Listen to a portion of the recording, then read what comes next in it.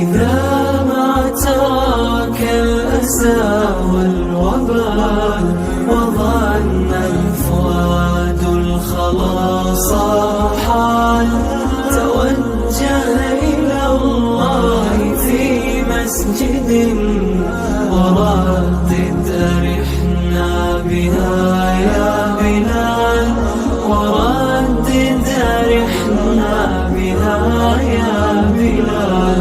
فنور